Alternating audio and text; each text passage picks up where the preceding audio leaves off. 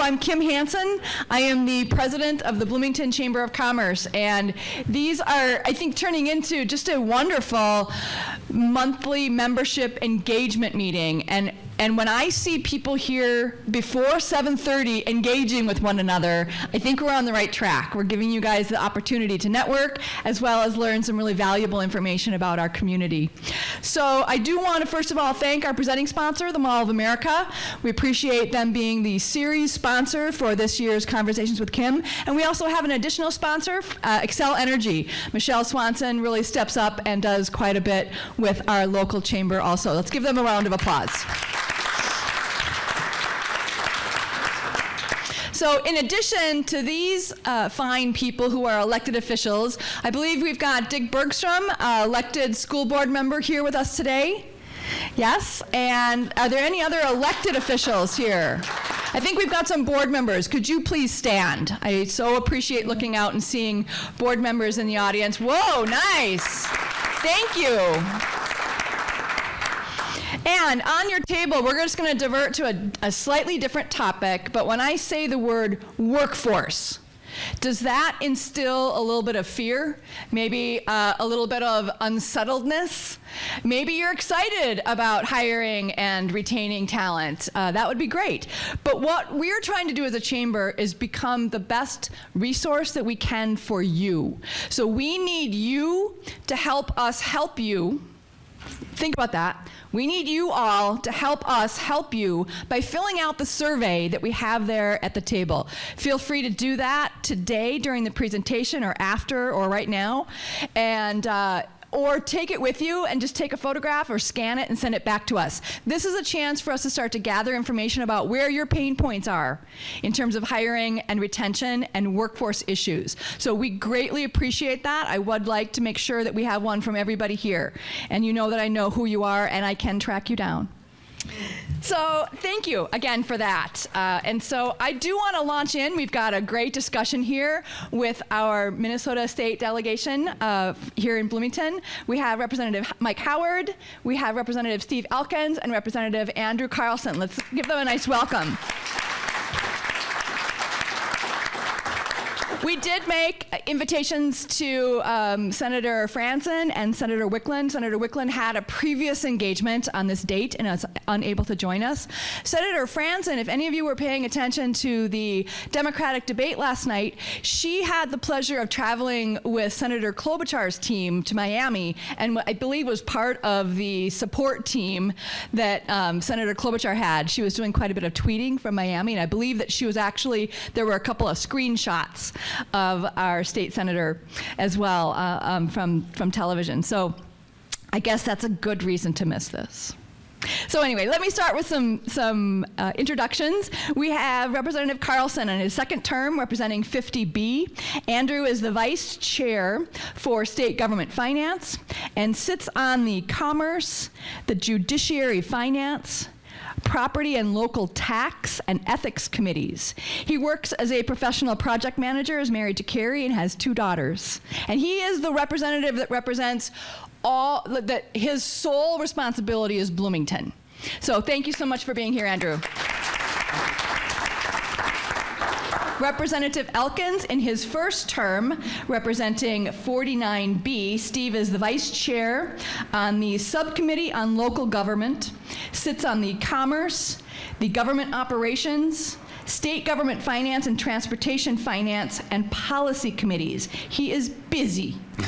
We appreciate you stepping up like that. He is recently retired from Optum Health, and he was also most recently a Met Council commissioner for this district. So he is married to Judy Gold, and they have 2 children. He represents Bloomington and Edina. Thank you so much, Steve. And we have Representative Howard, also in his first term, representing 50A. And Mike is the vice chair of Housing Finance and Policy, also sits on the Commerce, Public Safety, Criminal Justice Reform, and Rules and Legislative Administrative Committees. He works in public relations, and he and his wife, Sarah, have 1 child, and I believe they live in Richfield, as he does represent part of Bloomington and Richfield. So thank you so much for being here. So as you know, with these formats, I'm going to tee up some questions, and I am going to open it up for Q&A because I think that you're all here to have the chance to interact with your legislators. So just going to start out with, we've got two new folks here, but compare your expectations as the 2019 session began, and then compare those with the outcomes that you each experienced when it concluded. Mike, why don't you start us out? Sure, thanks. That's a really good question. It seems both like about 5 minutes ago that the session began, and also like a lifetime ago. Coming into the session as a first-term member and with a large group of first-term members, I think one of the things that there was a sense of hope and optimism that first day of session, especially with this big group that we came in together. I think so many legislators with the approach, we're not here to sort of sit on our hands and wait. We're here to take action on the things that we heard from Minnesotans when we were out door knocking and talking in the community. And that sort of sense and drive really kept moving out through the whole session. I really, and the amount of and focus was heavy at times, and we got to near the end of session. I think that's where you saw the pressure from legislators that really felt we did all this work, we want to see it all the way through. And at the end of the day, I think, and I'd mentioned it here what Steve has to say as well, ultimately the goal of this legislature was to pass a budget and to move forward an agenda that improves the lives of Minnesotans, helps grow our communities and strengthen our communities, and we did that. It was hard work. We ended up, having to compromise, and that means you don't get everything you want, but ultimately to do the work that we were there to do, take a step forward, and then we have that lengthy to-do list for next year and beyond. And so, as far as my expectations, it met them in terms of the agenda and being able to fight and move forward.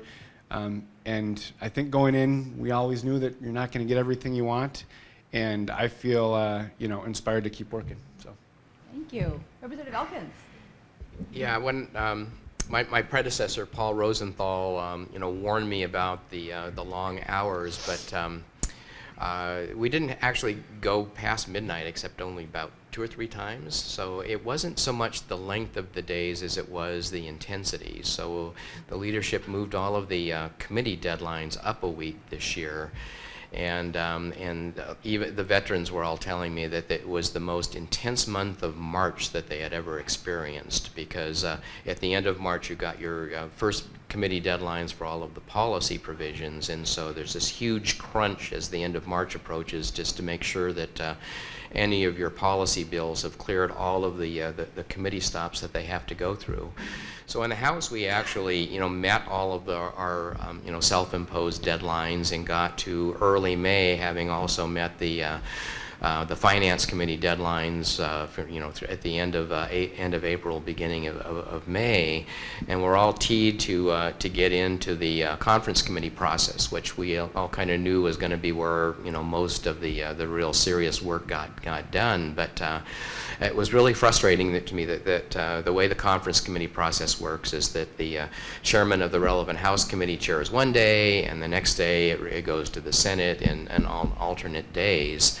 And I tracked the Transportation Committee, Conference Committee very closely, because I had about a dozen, bills that were all folded into the Transportation Omnibus Bill.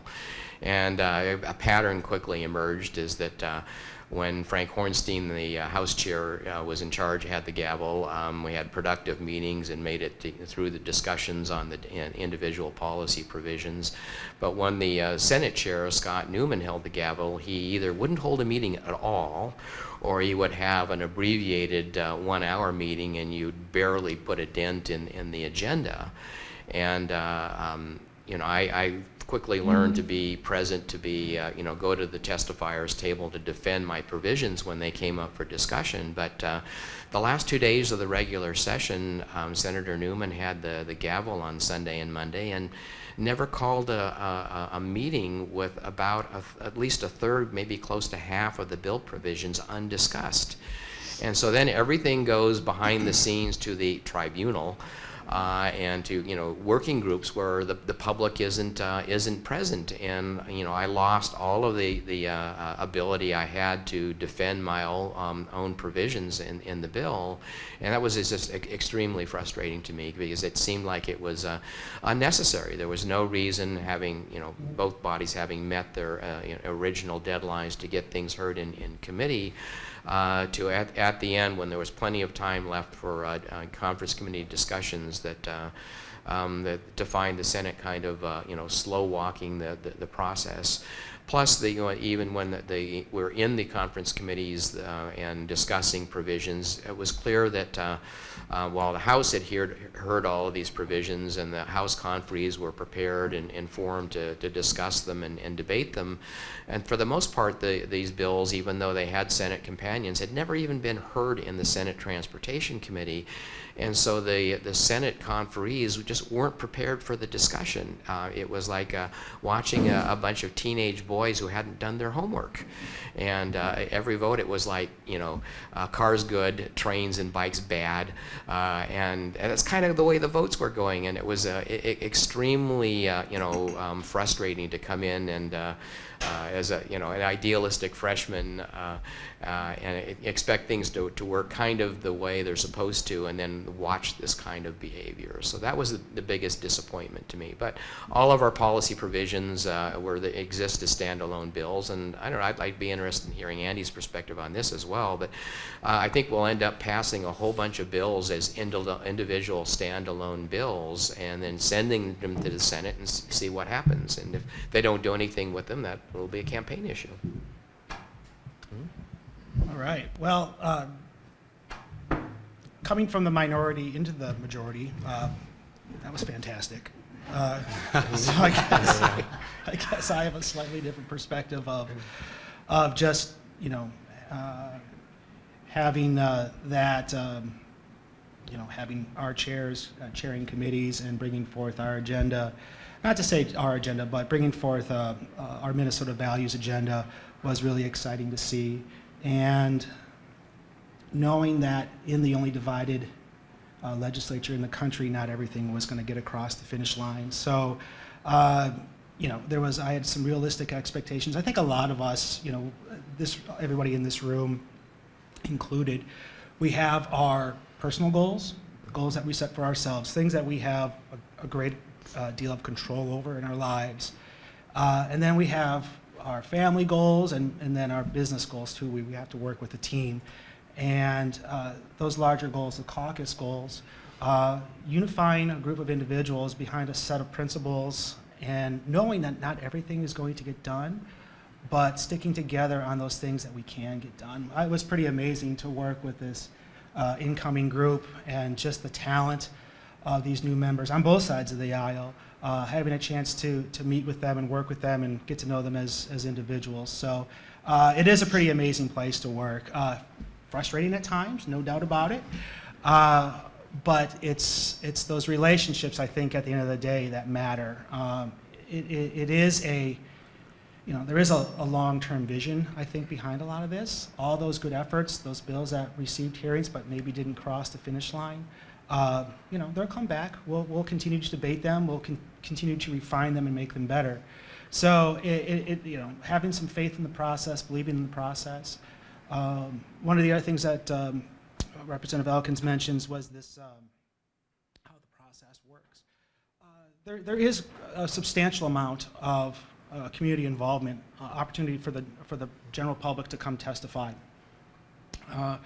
And once those committees, reach loggerheads and can't resolve an issue, it does go up to leadership. So I don't want people to leave with the impression that everything, that our voices don't matter. They do. It's very much a part of the process. It's just And your voices, of course, matter too. I will put a quick shout out to the City of Bloomington employees, as well as the Bloomington City Council. They are wonderful advocates for our city. Holy cow. Able to come testify, be subject matter experts in a variety of issues, and well respected, well received. So just know that Bloomington's president at the Capitol is just a wonderful, just another wonderful thing about living in Bloomington, is that they understand the issues and work very hard on all of our behalf to ensure that Bloomington's voice is being heard and our needs are being met. That tees up my next question. Thank you so much, Andrew. What do you each believe are the biggest results, either positive or negative, for Bloomington? And if you can also talk specifically for the business community. Steve, do you want to start us out? Yeah, I think Andrew ended up carrying a lot of the city's bills, and I know that there was a TIF extension in particular that was very important to the city related to the redevelopment of the South Loop area, so that was really important. A failure for me, as I was carrying the bill to get continued funding for the 494 Corridor Commission, which we've gotten for them the last 4 years, and this year the appropriation or the budget target for out of the general fund for transportation was extremely small, and so we didn't get that funding. So that's something I'm going to still be working very hard to get one way or another. I'm hoping there'll be a supplemental budget bill next year where I can get that across the finish line. Basically, there are no new taxes. In fact, there are some tax cuts, so I think that should make the business community happy. But transportation in general was a huge disappointment, and I know that's extremely important to the business community here.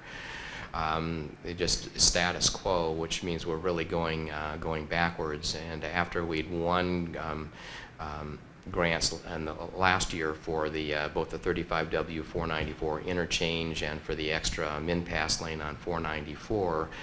I know MnDOT was thinking that it's a good start, but we really want to do this right, not just those targeted improvements. And I know they were hoping for more money to be able to make sure that when they do those two projects, they do them right.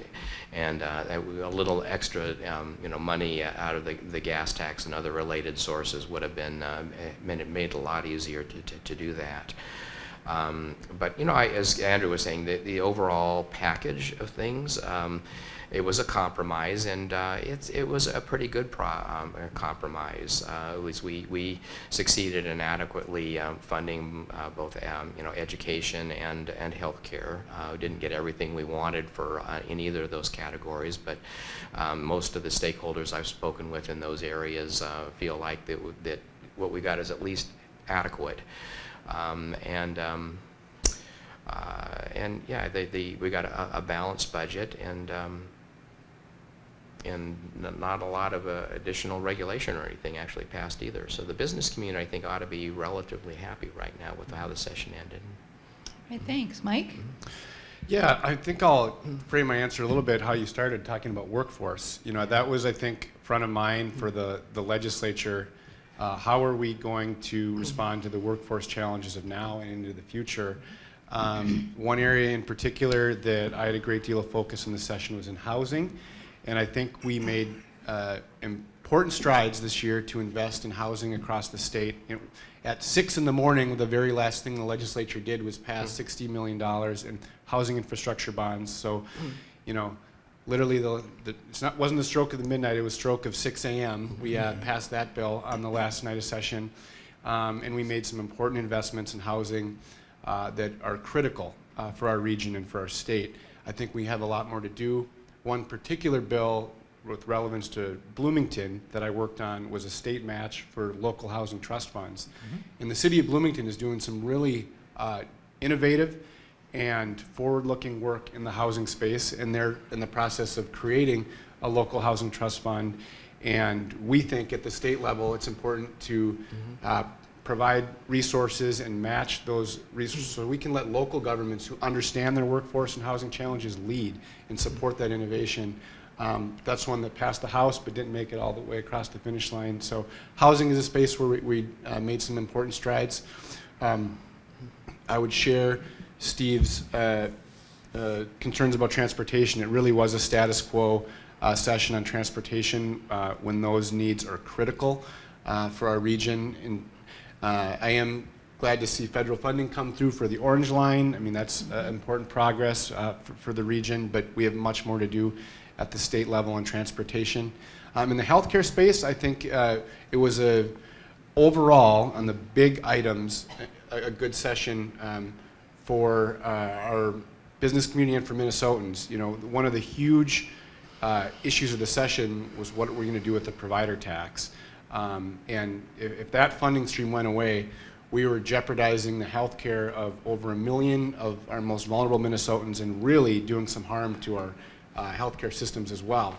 And so to be able to finish the session with keeping that intact and into the future, you know, I was concerned that if we added some sort of cliff, we're just going to be back here in a couple years and have this kind of crisis before us. So to have a permanent solution there. The other piece, we ended with a status quo, in a sense, for how we're handling the health insurance exchange and providing state resources in that vein, which I think that stability is something that would be welcomed by our healthcare systems as well. But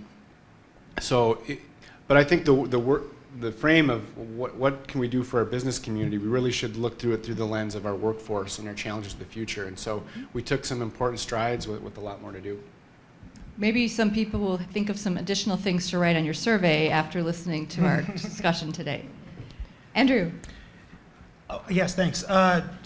So Representative Howard and Representative Elkins kind of ticked off a bunch of the accomplishments. I'll just fill in the blanks with a few more. The provider tax was mentioned, the 2% on the education formula, hands-free driving, it's a big one.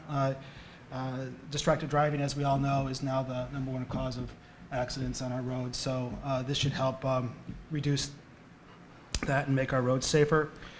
HAVA, so this is the Help America Vote Act. This is the $6.6 million of federal money to help secure our elections. That's huge. We need to have a system that we can have faith and trust in, that it's going to be accurate and correct. The Minnesota Family Investment Fund, that's a big deal, expanding the working family tax credit. So a lot of tax cuts for working Minnesotans. So that was really, I think, a strong takeaway for a lot of us. With the federal tax bill back in December of 2016-17, corporations, I think, got an opportunity there to see some tax cuts. This was Minnesota's way of now providing some tax savings to working families with some of these programs. LGA was another big one, so this should hopefully help keep down tax levies. I mean, it's not the only reason why we appropriate LGA funding. That money can be used for a variety of services, but once again, we're bringing that back to 2002 levels, so a long time in the making for municipalities to have that funding restored. So yes, a lot did get done. You know, the list kind of goes on and on. I think both Steve and Mike did a nice job of kind of highlighting some of the things that were Bloomington specific. So I think now with kind of wrapping up this session and kind of you know, seeing what did and didn't get done, you know, we kind of start to look forward to the next session.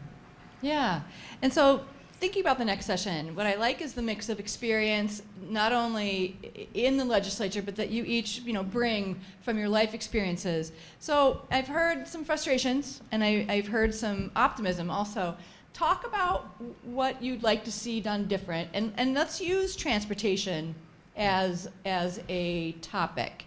It is a clear distinction that it is a metro and an outstate Minnesota issue.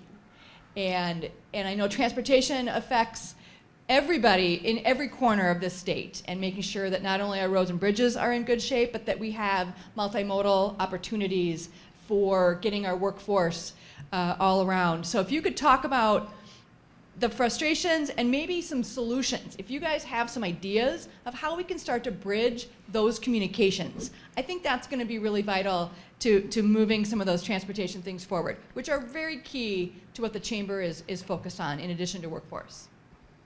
Andrew, why don't you start with that? Sure, absolutely. Yeah, transportation was the one area that really we fell short on. It became pretty clear that there was not going to be support for a gas tax. And keep in mind, a gas tax, those would be dedicated funds for transportation and transit funding only. Or, I'm sorry, I think a gas tax would be for roads and bridges, period.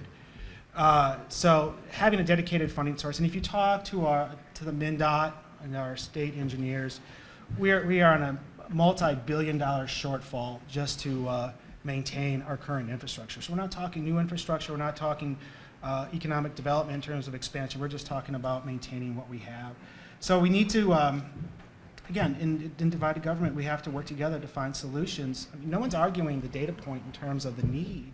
It's just working on finding a solution, a sustainable solution to fund this. Transportation projects span over years. I mean, come on, you drive downtown to downtown Minneapolis, that's a 4-year project, 4 years. Trust me, I deal with it every day on 35W and the 494 interchange there. Our transportation planners, our engineers need the confidence that the funding is going to be there to complete these very complex projects. These are not projects that are just done on the cheap. They are long-term investments, 50 years in the making, to where when you're going to make that kind of investment, you want it to last a while. So I think we're all agreeing on the data. Now it's just finding a means in which to get it done. And you know, and that's the policy side, right? As we, being innovative is nothing new to Minnesota. We've been leaders in many things over the decades, and now I think transportation is one where once again we can step up and show how we can provide for this going forward, because our needs are great, and if we don't solve this, we're going to see a negative economic impact. So I'm hopeful, but the solutions right now do seem to be a bit elusive. Steve? Yeah, so most of you who've known me for a long time know that transportation policy is kind of a thing for me, and I have to say that one of the more frustrating things to me is just the amount of misimpressions that are out there. As I survey my own correspondence, I can't believe how much correspondence I still get saying, well, we still have plenty of money for and no need to raise the gas tax if we just stop spending the gas tax money on transit. And Article 14 of the state constitution, since it was passed in the 1920s, has always dedicated gas taxes, tab fees for the exclusive use of roads and bridges. So not one dime of gas tax money has ever gone to fund, to fund transit, or bike lanes, except to the extent that they're integral to a roadway. It's these kinds of misapprehensions. Another common misperception, especially if you're talking with people in greater Minnesota, is that we're paying all the taxes and you guys in the Twin Cities are getting all the money, when the reality is that about 55% of the gas tax revenue is raised in the Twin Cities and about 60% of it is spent in greater Minnesota. So we're cross-subsidizing greater Minnesota, not the other way around. So, if we just raise the gas tax to keep up with inflation by a penny or two a year, we would never be in a position where, every dozen years we do a gas tax increase, and to get caught up on the buying power, it has to be, 10 to 15 cents just to be treading water to get back to the buying power it had the last time the gas tax was increased. We also need to be doing a better job of providing, a steady stream of income to our transit systems as well. And going into the session, Metro Transit was looking at a $90 million a year structural deficit after about 2021, and you can't plan when you're looking at those kinds of structural deficits to even maintain, let alone grow your transit system. The one thing that we did get accomplished this year is that we got a dedicated line item in the transit budget for Metro Mobility, our paratransit service. As the population ages, that's been an ever-increasing share of the transit budget. So setting that item aside with its own budget was major progress, actually. Just acknowledging the degree to which the necessary funding for that is starting to eat into what we can spend on our regular route transit. We wanted to get bonding money this year for to finish the D-line bus rapid transit that will run from Brooklyn Park to through Minneapolis, Richfield into Bloomington. There really wasn't any general bonding bill, so that didn't pass. We'll come back to that one next year. But bottom line is, I think that we need to start thinking about the transportation, our surface transportation system, as if it were a public utility. We're funding our surface transportation mostly. Actually, the biggest single source is the property taxes that we pay to support our city streets and our county roads. The other major sources are things like the tab fees, which you pay as a flat fee once a year. So the amount of what that we're collecting through direct user fees like the gas tax it's actually less than a third. So imagine, what would happen, and there's a couple of people from Excel here, if we just paid our electricity as a flat amount every month, all you can use, what it would do to consumption. People would have no incentive to conserve electricity. You could say the same thing if the water bill was a flat fee every month, all you can use, but all the cities now use conservation pricing to encourage wise use. But on transportation, it's pretty much 2/3 of the funding is from all you can eat buffet sources, and so there's no incentive to be judicious in the amount that we drive, and that contributes to the problem. Since the gas tax was instituted in the 1920s, the idea of user pays was pretty well entrenched for a long time, but now it seems like there's a greater and greater push to get that funding for transportation onto other non-user sources, including general fund, sales and income taxes, and it's just not smart. We really do need to be increasing the one user fee that we've got, which is the gas tax, and we need to start preparing for the day, which is going to come faster than most people think, where most of the vehicles are electric, and we need to be positioning ourselves to be able to basically charge a tax on how much you drive that's not tied directly to the gas tax. Mike, talk about what education needs to happen. How can we collaborate more to come together for this, for our state? Well, and that's what I wanted to highlight in that and when it comes to transportation, I don't think we have a policy problem, we have a political problem. The need is clear.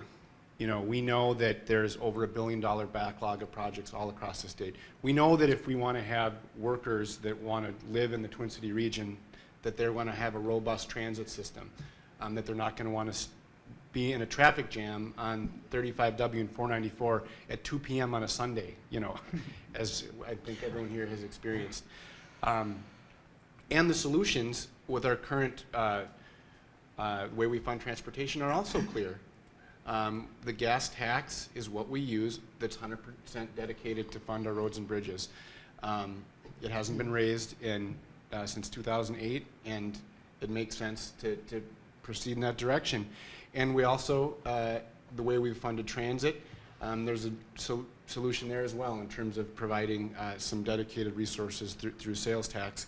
But this session, those efforts by the House and a strong push by Governor Walz, this is about his biggest top priority, were met with a resounding no at every single step of the way by the Senate majority, the Senate Republicans, and that's the fact of the matter.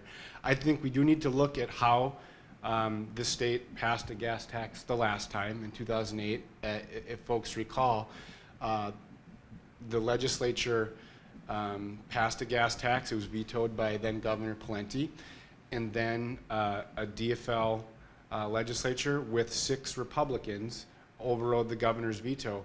And one of the vital pieces of that to get those 6 Republicans was labor and our business community coming together to put pressure on our legislature to do what was in the best interest of our business community and our state.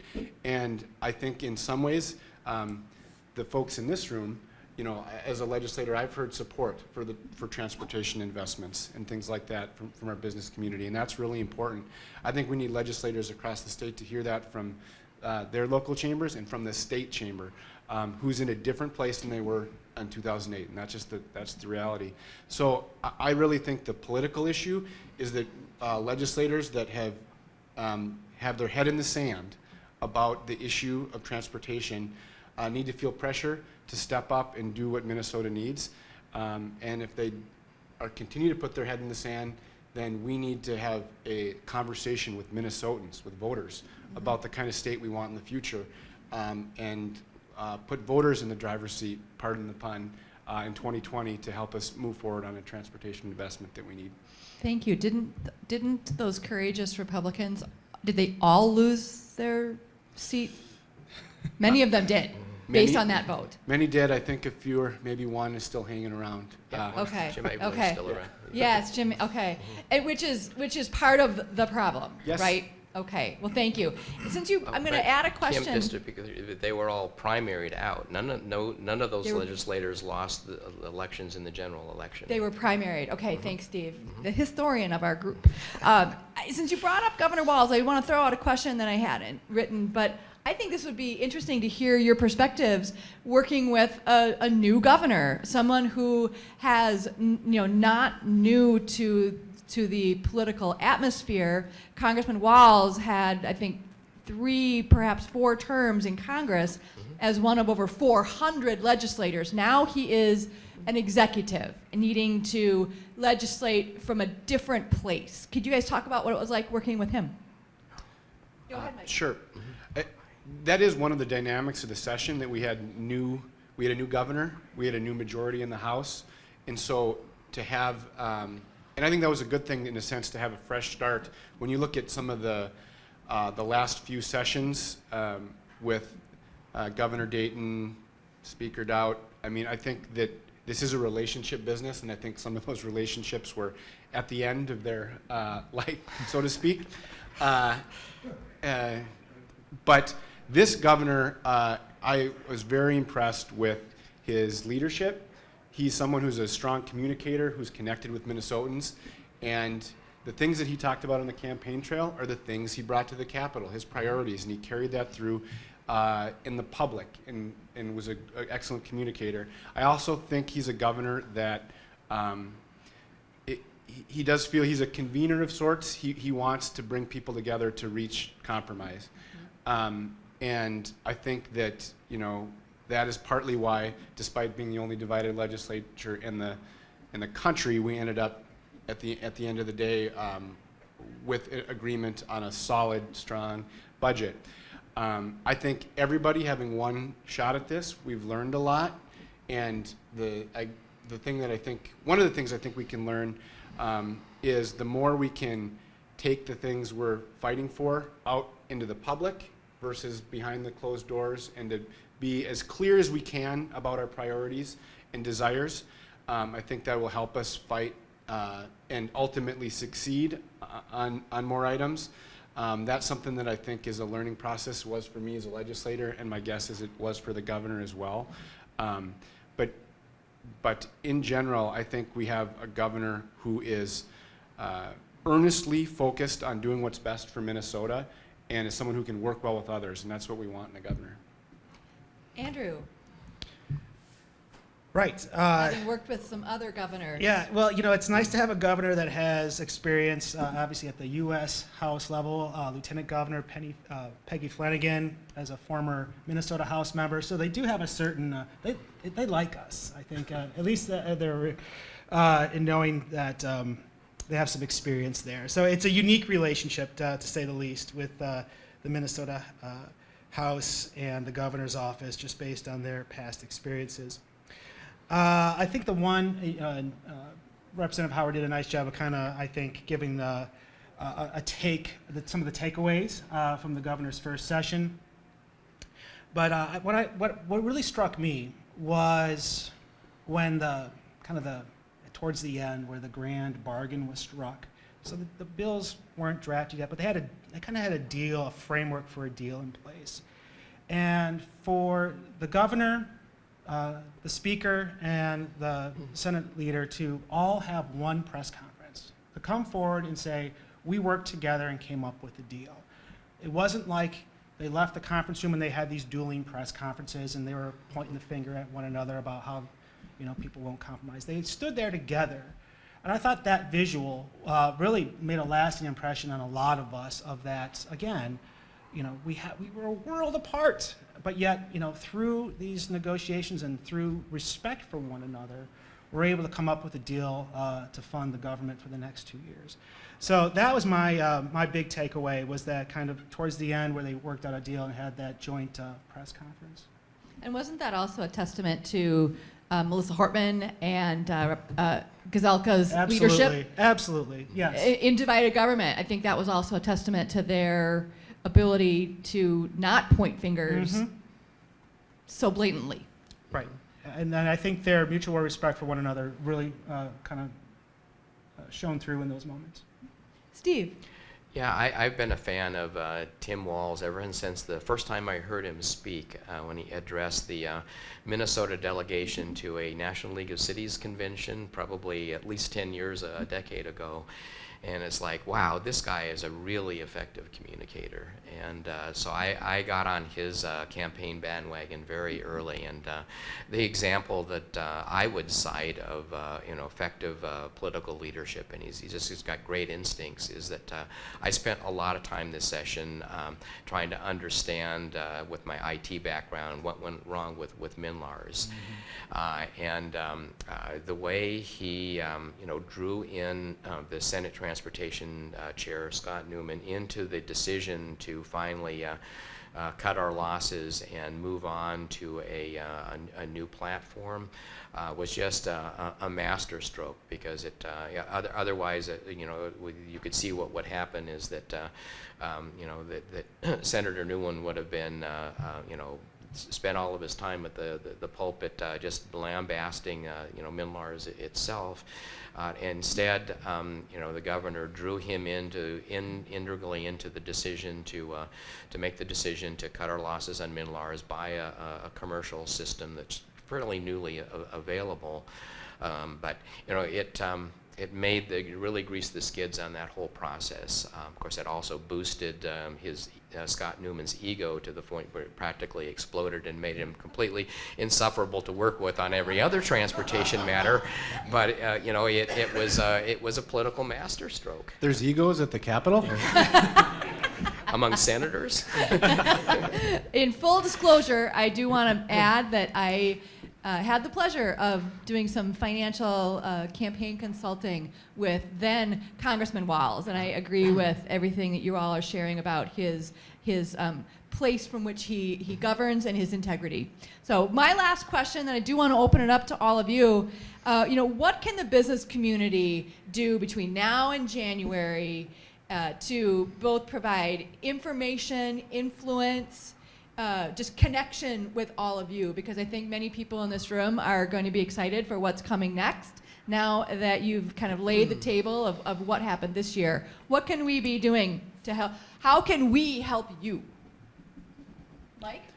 I guess the biggest thing I would say is communication. One other takeaway from this session in general is that the power that Minnesotans have when they show up to the Capitol and speak authentically about their experiences and what they're experiencing in their communities. And that's something that I think I wish it's a job of us as legislators to do a better job of making sure Minnesotans know that. I mean, legislators, I think across the board, when they have a one-on-one conversation, authentic conversation with someone from their district and their community, that is more impactful than any conversation with a contract lobbyist or someone that they see at the Capitol every day. We do have some lobbyists in the room, just and full disclosure. And they're they're wonderful very helpful people. as well. But I just think on so many issues they've moved forward with more strength and power when you see the Capitol filled with people advocating for their neighbors and for their community. And so now that we're out of session and in this interim, I would greatly benefit, especially with the benefit of a little more time, just spending some time one-on-one with folks in this room and talking about the kinds of things that you're experiencing on a day-to-day basis, the kind of things questions you have about the legislature, and it's tough to replace that quality time. And so not only finding ways to work together during the session, but taking the time during this interim to kind of build relationships and have those conversations and to work in partnership. Because this really is, I see a job as a legislator as a partnership with community, with our constituents, with their business owners, and so that partnership means building relationships, and so taking the time to do that one-on-one for me would be the best opportunity, and so hope to just have some of those sidebars after we finish too. Oh, that's great. And since both Representative Elkins and Representative Howard split their attention to another community, we do want to make sure that Bloomington has access to you and make sure that we stay very top of mind. So, Representative Elkins? No, definitely. My involvement with this chamber goes way back. When I was on the city council, I was the city's liaison to the Bloomington Chamber for about 8 years and really enjoyed that experience. And of course, I've seen many of you at the Capitol over the course of this session, lobbying for your own industries or for Bloomington business in general. So this is one of my more important relationships, and I value it and want to make sure that it's maintained. So feel welcome at any time, and especially now that we're between sessions and have some time. Just call me up and we can have coffee. I have a question. I'm just finishing up reading Miles Shaver's book, Headquarters Economy, and went to the Regional Indicators Conference hosted by the Chamber in downtown Minneapolis on Monday morning. So I'm a lot of good numbers in both of those books. So has anybody else here read Headquarters Economy yet? I would really strongly recommend that. It was recommended, I first learned of it in Lee Schaefer's business column in the Star Tribune. But what he did, he's an immigrant to the area, as I am. I'm a native Californian. I've lived here 34 years. But he kind of, what the headhunters who involved in recruiting for the Twin Cities have this famous saying that they hate Minnesota because it's really hard to get people to move here because of the weather, mostly. But once they're here, it's impossible to get people to leave. And I was just such a person. And the headhunter who recruited me to come to work for Republic Airlines here 34 years ago, 3 years after that, he called me up again and said, "Steve, there's a job with your name on it at American Airlines in Dallas." And I just told him, "I love it here. I don't want to move to Texas." And that's exactly what he said. He said, "I hate Minnesota because it was really hard to recruit you to get here, but now, like everybody else, it's impossible to get you to leave." So what Shaver did, he's a professor at the Carlson School of Business at the U. He collected data to see if this was really true, and what he found is that yes, we have a relatively slower rate of in-migration of the kind of professional managerial employees that are key resources for headquarters companies, but the out-migration of those people is close to zero. And that's his hypothesis, and he's bearing it out with the data, is that people come here for the jobs and they stay primarily for the schools, Les. If you're a professional managerial employee, the most important thing to you, if you have a family with children, is the quality of the public schools. And he found data that, among other things, says that here, the vast majority of professional managers, they all send their kids to the public schools in Minnesota. Whereas if you look at other places, especially in the South, a very high percentage of well-paid managerial employees are sending their kids to private schools. And so I would really highly recommend, picking up this book and reading through it, because the Regional Indicators Conference, the data that's presented there was also basically kind of saying the same thing, is that people like living here because we have such a high quality of life. We educate our children well. We have a great, it's safe. We have great schools and other cultural amenities. And this is what makes us, drives our success, and why we have such a high percentage of headquarters relative to our population, probably greater than any other state. So maintaining these things, good workforce, housing, education, transportation systems are all parts of the key to our business success here, and we need to remember that. Thank you for that. Andrew?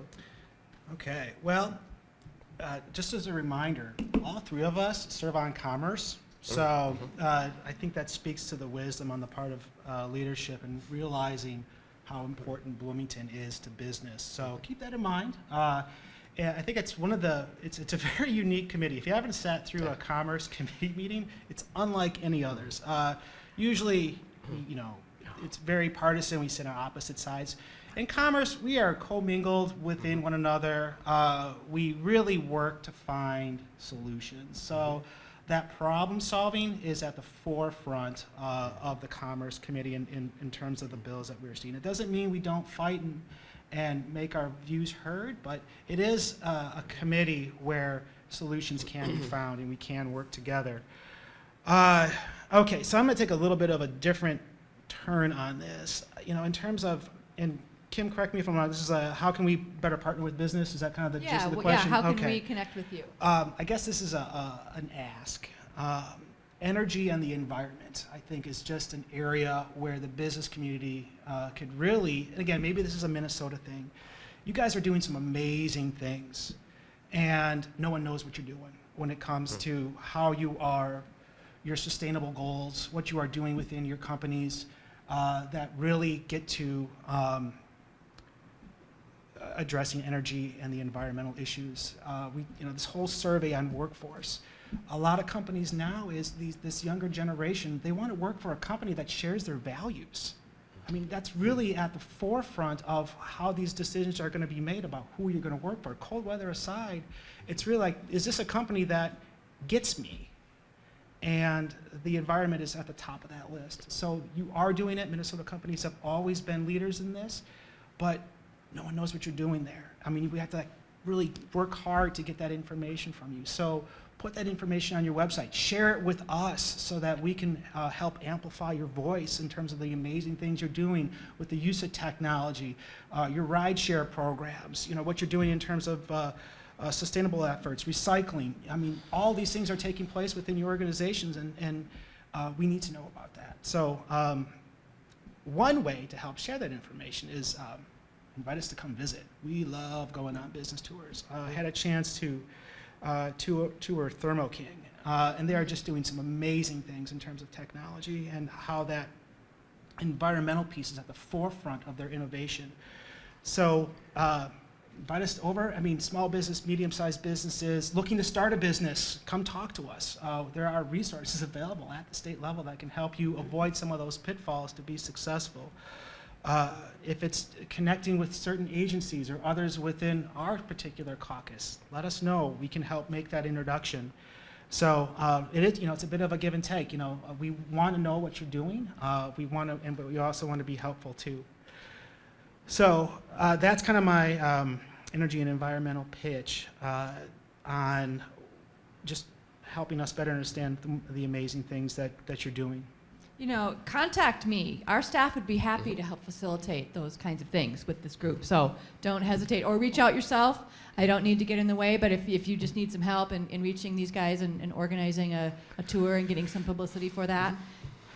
And Kim, I'll mention one more thing too, is this, is equity. What are you doing within your hiring practices in terms of bringing in people of color, bringing in folks that may not check every box on that application, but can provide a unique worldview or perspective that could really enhance the makeup of your organization, having, increasing that diversity within your work. I mean, no one works alone anymore, right? We all work in teams. And if everybody comes from that same background and has the same life experiences, you're not going to innovate. You're not going to take it to the next level. So what are you doing within your hiring practices to really to reach out and bring in some diversity and within your workforce? So I would challenge you in terms of taking a look at some of those HR practices. What a great point. Okay, who's got questions? Yes, I'm going to go to this gentleman right here. Get ready to go. I know this gentleman does work here, so. I'm Dave Zark, and I used to be on staff here. I'm from the community, and getting back to your statement, Steve, about open-minded legislators losing in the primary, you're also sponsoring a bill, ranked choice voting, and which would save taxpayers money and eliminate primaries, which may be a detriment to democracy, because if we have everybody could vote for everybody who's running in the general election and make ranked choices, it might be a more fair system. So I want to know what we in the community can do to advance ranked choice voting. All right, great question.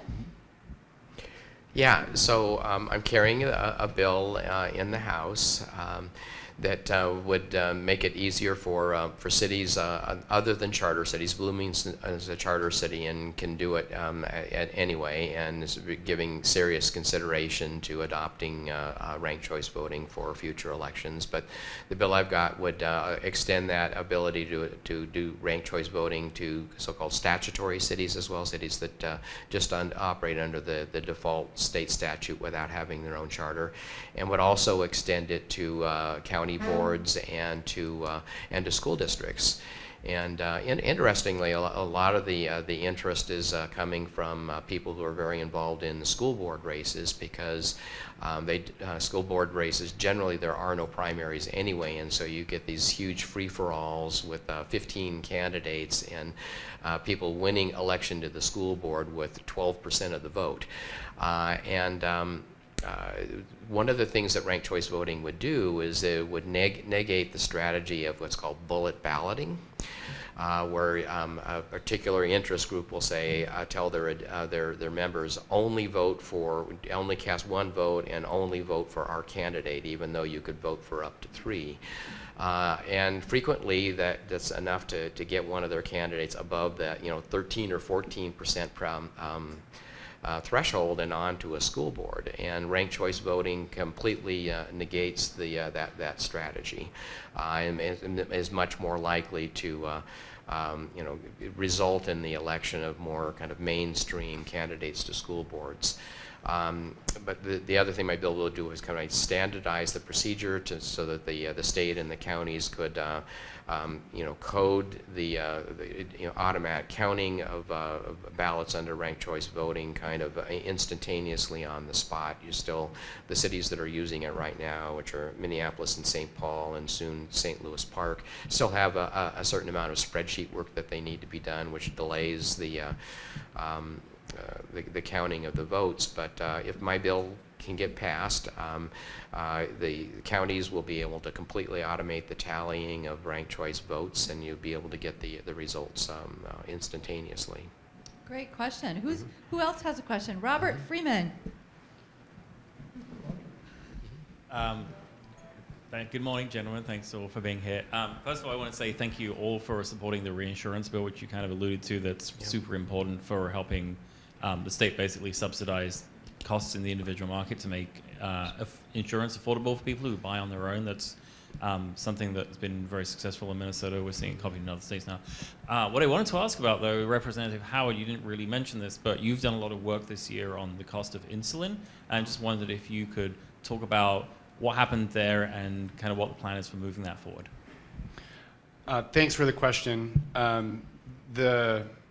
This was an issue that I probably spent the most time working on, and it's both the biggest joy I had this session to work on this issue, and then the biggest disappointment that we didn't get this bill done during the regular session.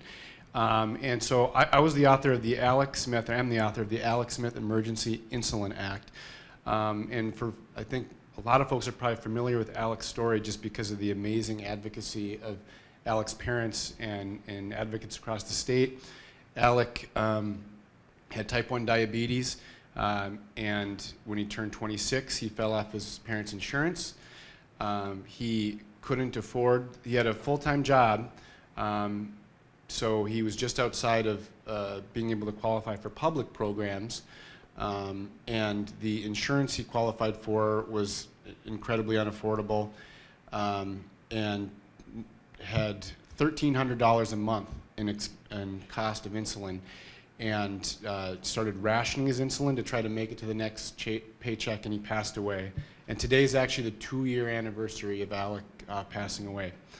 And you know, Alec's story, I just think, hits Minnesota in their gut is something that should never happen in Minnesota, that someone should lose their life because they can't afford a medication like insulin. And so the bill that I carried would provide an emergency access point of insulin for up to 90 days for someone like Alec that is in either doesn't have insurance or is in that sort of income zone where they are really at risk. And we would pay for that through a fee on the 3 large insulin manufacturers. And for folks, I've learned a lot about this over this interim and session. Basically, 3 insulin manufacturers control the entire market in the United States. They are absolute behemoths. Each company has profits in the billions. Just one of them, Eli Lilly, for example, had $25 billion in revenue last year and over $600 million in profits. They also paid an effective federal tax rate of $0 last year. And the price of insulin has tripled in the last 10 years. The vial of insulin that used to cost $30 now costs $300. And it's a complex problem to address this overall issue, and there's a lot of things that we're looking at doing.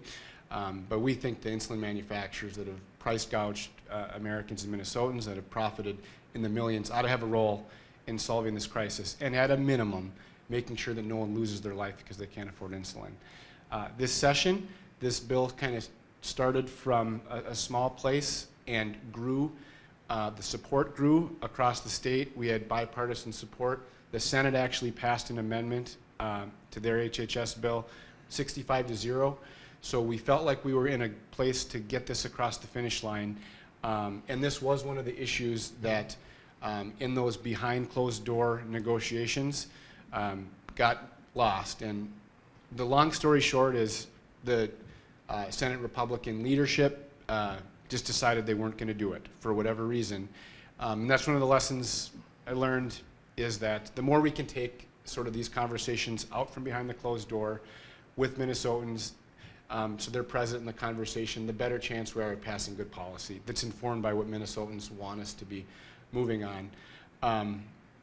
Since the legislative session, it's really taken on a larger focus as one of the issues, or the issue, that Minnesotans are pretty upset that we didn't get done. And again, that's really credit to Nicole Smith-Holt and insulin advocates that are sharing their really personal, hard stories. I think that's what's driving this conversation. So just yesterday, we had a meeting with legislators and bicameral, bipartisan group, and we're working on this issue. There's been some people suggesting, could we do a special session? You know, my thought is we could do a special session tomorrow to pass Alec's bill, because it's really been vetted out, it's ready to go. And so I still think that the public has a big role to kind of push the legislature and those that block this to do the right thing and step up. So that work is going to continue throughout the interim, and maybe we are able to have a special session. At a minimum, I think that Minnesotans will be outraged if we're not able to take action next session and get this done. Really appreciate the question, the chance to talk about it. Thank you for your work on that. Mike, yes, Andrew, you want to add? Just a quick comment. Representative Howard worked so hard on this bill, and your dedication and hard work throughout the session is just, I just want to say that it was noticed, And you brought attention to a very important issue through this in your first term as a new representative. So thank you. It was amazing to see you work. To those that have diabetes, know that insulin is like air. You need it to live. And sitting through these conference committees and hearing the testimony of folks that just had gut-wrenching stories, and then to not have this one cross the finish line was just heartbreaking. So it's still tough. Thank you for, yes, Yeah, Steve. but just one thing we did get passed was a bill regulating pharmacy benefit management companies, and that bill was managed masterfully by our House colleague, Dr. Elise Mann. And one of the things that she really fought hard for and got in the final bill was the ability to collect data about drug pricing.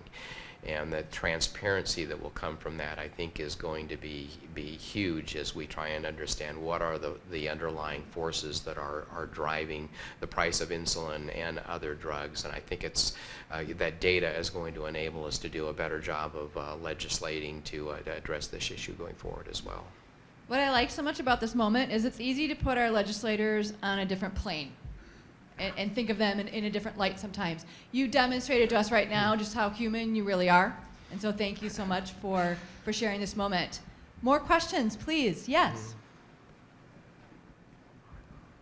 Since we have some transportation subject matter experts in front of us, I sit in a lot of rooms with chambers, and I think Representative Howard, you referenced the last time the bill or the gas tax was passed. There's a lot of discussion about how the gas tax was not going to stay dedicated, and that some was going to go back to the general fund. So I think if you want the business community's support, there should be more clarification. Because I don't know, I don't work on transportation, nor did I follow it closely.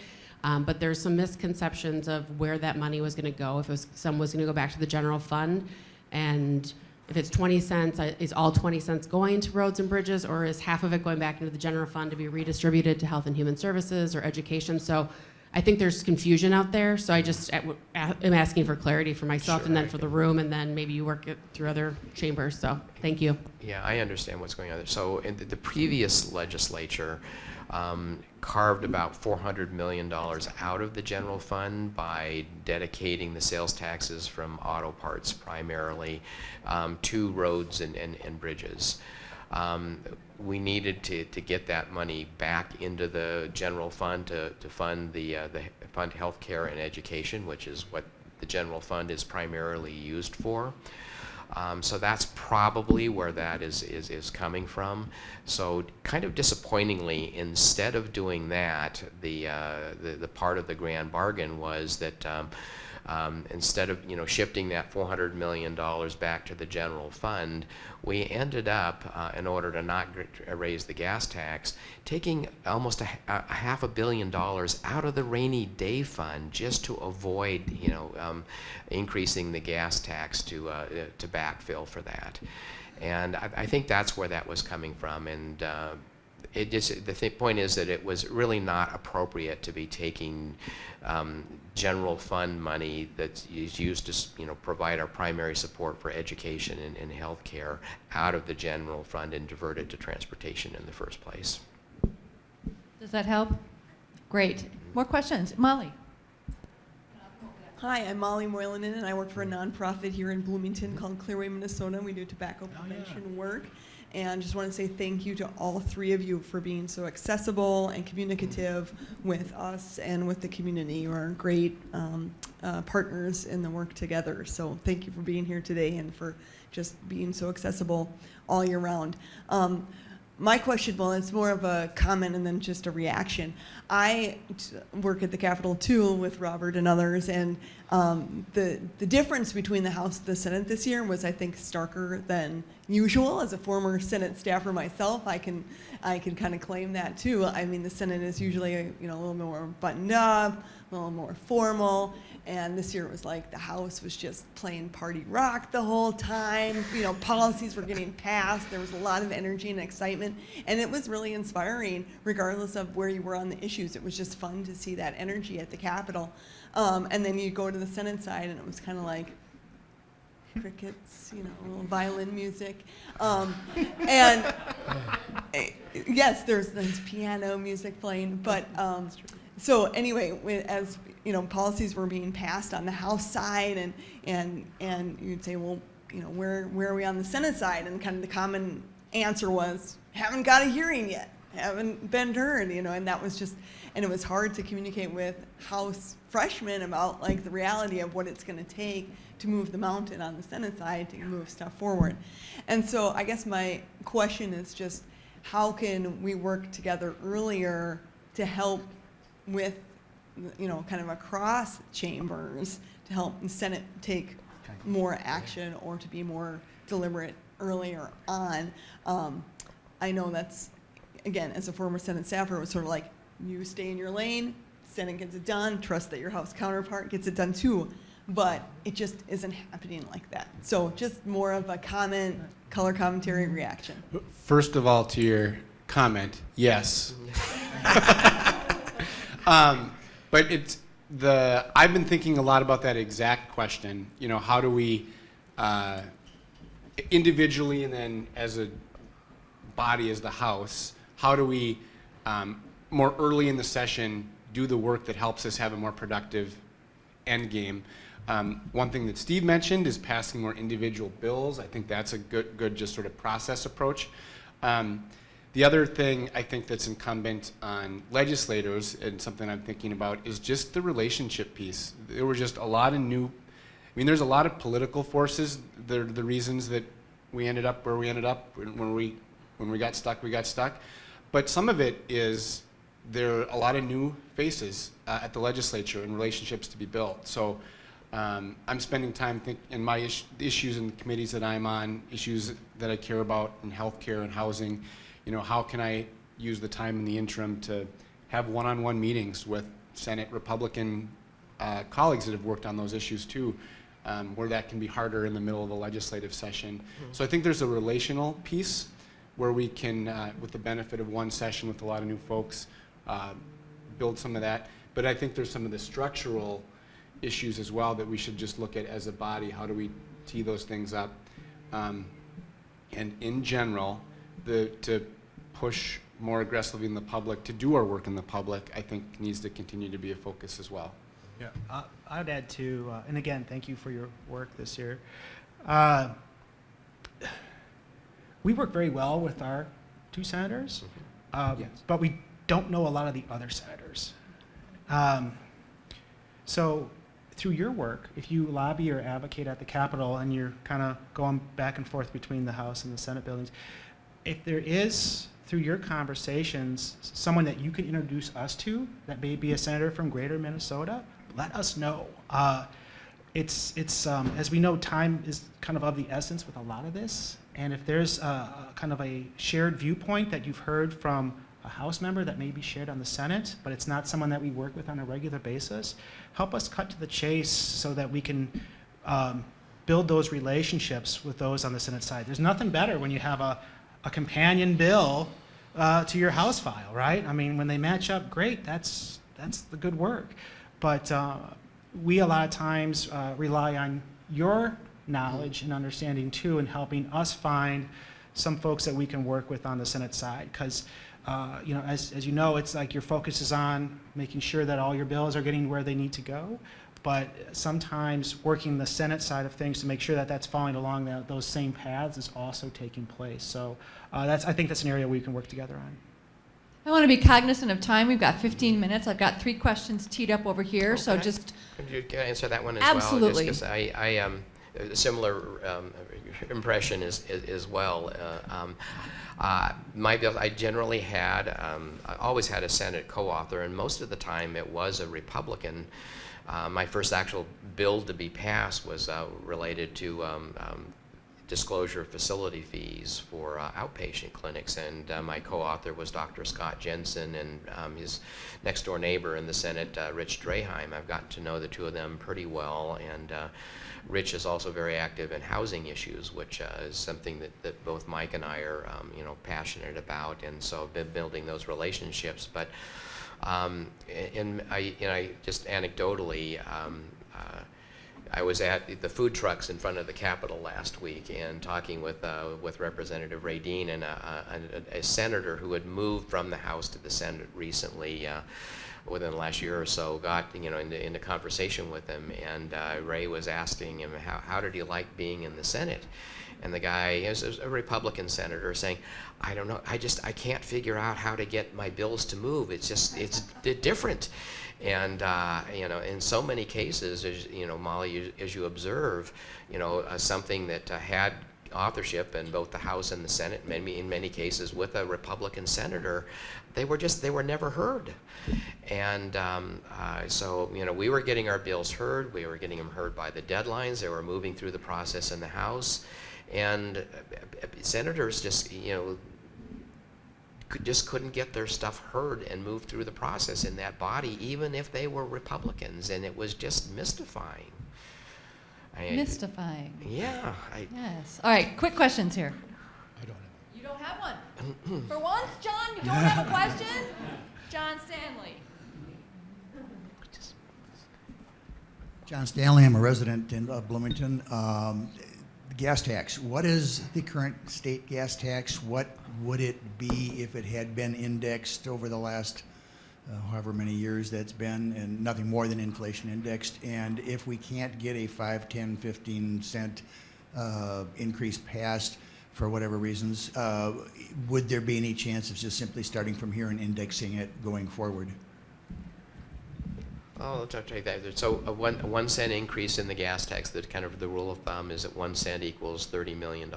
So 10 cents gives $300 million, which is about the cost of the freeway improvement projects, the 494 expansion and the 35W 494 interchange. So a 10 cent increase in the gas tax gives you about one big project in the metro area.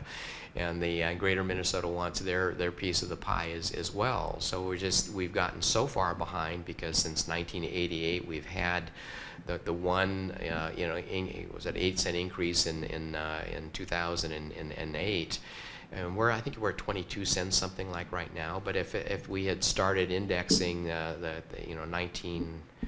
was 1988 when the previous one had passed, we'd probably be up at 40-50 cents, basically where the governor was proposing it to be. But we do like one increase every 12 years and make it like 10 cents. And if we just increased it a penny or two every year, it would be where it needs to be, and we wouldn't be wringing our hands about this. Somebody looked it up, and the price of gas at the pump right now is lower than it was when we last increased the gas tax. How do you even notice this? I mean, a 10 cent increase in the gas tax would cost the average driver $20 or $30 a year. I mean, why is this such a big deal? Education, Yeah. information, statistics, data. Anybody else want to answer that? Okay. Good morning, campers. Thanks for coming. Quick question. Andrew, you had mentioned earlier on sustainability. It's nice to hear that I'm not the only one that's concerned with sustainability. In the end of March, Minnesota School Board Association held a day at the Capitol, and they did a quick recap of then proposed legislation. There was a total of 5,115 pieces of legislation proposed. 430, approximately 430, had something to do with education, either all or something. And my question to the presenter then was, how much of that legislation that has something to do with education has anything to do with sustainability? And the word sustainability was still hanging in the air when the presenter said nothing. So my question to you is, how do I start that conversation? How do I, as a board member, come to you as our representatives in the House and the two Melissas in the Senate and start a conversation that says, can we please look past the next 24 months? How do we start a conversation that talks about 10-year sustainability, and who's going to be brave and put their neck or their foot or their pinky or whatever you need to put out there and say, we need to talk about sustainability.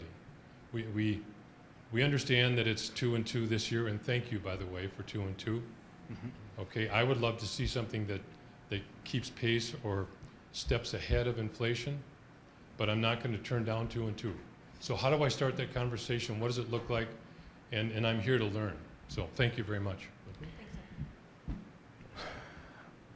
Okay. Well, thanks, Dick. It's something I contemplate on my commute from time to time, and I think, you know, I think first it's just recognizing that we're kind of all in this together, right?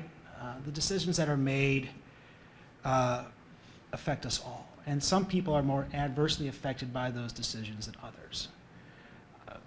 To kind of instill this as part of our policy making, as part of our problem solving, of the processes that we build in place, is just having those sustainability goals, those sustainability, having those values be part of the conversation, as part of just knowing that that is going to be something that's going to be impacted no matter what we do. So why don't we just bring that into the conversation? And if we could start by defining what those common denominators are, what are those things we have in common? What do we, you know, if we start from a place of, hey, we've got more in common here than we do differences. Let's define what it is that we're all sharing here, what brings us together. And then the solutions kind of work through a process. I'm a very process-driven individual. I work for Public Works, for Pete's sake. So a lot of work is done with people from varying backgrounds, right? The engineers have to work with the planners. They have to work with the folks in finance to come with the money to do these things. So everybody's bringing their best selves to solve a problem. And if this is part of the equation, as part of what needs to be solved, I think we're going to do a lot better, as opposed to, oh, we made this decision, now how do we fix this? If it's integral to the process, I think that just gets us there in a more meaningful way. Quick on that.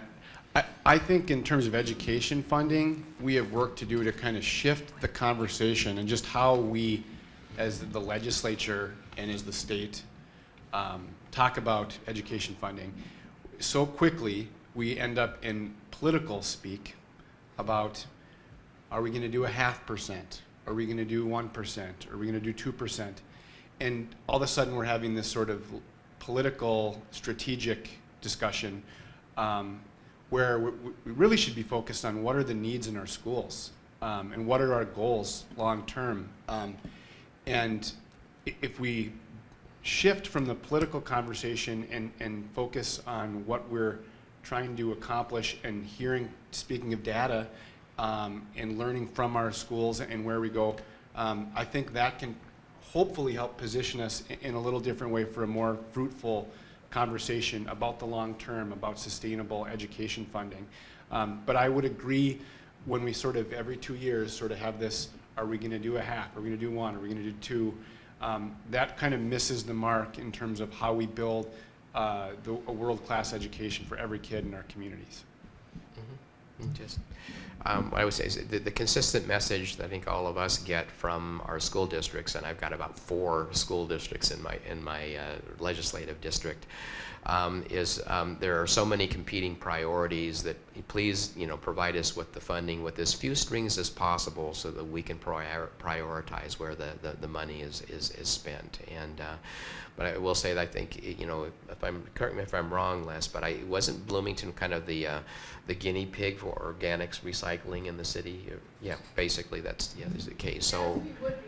Yes, we would be. Yeah. So I think a lot of the initiative, comes up from the school districts, leveraging the flexibility in funding that we're trying to provide. Okay, one more quick question, and then hopefully you guys can stick around and if you've got some one-on-one stuff. Yep. That'd be great. Very quickly, I know this is a complicated issue, but I just have to ask, what is the chance of a redistricting discussion in the next session? We don't have a lot of time left to talk about a redistricting commission. Yeah, so we had a couple of bills for Redistricting Commission, and included one in our elections omnibus bill. And this was an extreme case of, the strong contrast between the House's behavior and the Senate's behavior. We ended up accumulating like 22 different election and reform provisions, including ranked choice voting for local governments, and a nonpartisan creation of a nonpartisan election, redistricting commission in our elections bill. The Senate literally had no elections bill. Anybody else? It's really important. I think that when you look at what's going on across the country, you can, it doesn't strain. I think every Minnesotan would sort of agree there's kind of an inherent conflict of interest to have legislators drawing their own legislative districts. And so the efforts to kind of put this into an independent commission of some sorts, I think makes sense. But it does seem like one where the Senate has shown opposition. I sort of want to make the case, be careful what you wish for. Senate Republicans, if they're going to, could be a roadblock on something that really is a good government, common sense thing that we ought to do. A couple of closing remarks. We do have some important elections coming up here in Bloomington. We've got the first primary in 6 weeks. So please start paying attention to the mayoral race as well as our city council races that are up. Those are going to be important. I know the League of Women Voters will have some forums that will be coming up, so please pay attention. Look to us if you need some information. Definitely get you involved in that for any Bloomington residents here. I do want to thank the Mall of America once again. Dan Jasper is here and just a fantastic supporter of ours. And Michelle Swanson with Excel Energy, thank you again also for your support. I want you to think about mid-August. We're going to have another one of these, taking July off. We're formulating the next conversation with Kim, and we're going to have the esteemed superintendent of the Bloomington School Districts, Les Fujitaki. So that'll be in mid-April, or oh my God, mid-August. It starts with an A. I apologize. So look for information on that. As well, I want to thank Normandale Community College for hosting us. I'd like to have this here often. This is such a great room and a good space. Everybody looks really good with this color behind them when I was standing back there. Yeah, y'all look really good. And I know she wasn't expecting me to say this, but I want to do a shout out to Jody Skandarian. And Jody has been here in our community for probably close to 9 months. And she is the Executive Director and Chief Advancement Institutional Officer here at Normandale in charge of the foundation. Jody's life has taken a turn, and through a set of circumstances, she finds herself heading back to California very unexpectedly. And so I know she wasn't also expecting this, but we have a solution to this issue that is sitting right here in this room, and it happens to be Andrea Speck. And Andrea Speck is stepping in on a 1-year contract as the interim executive director and chief advancement institutional officer here at Normandale. So that is a good thing.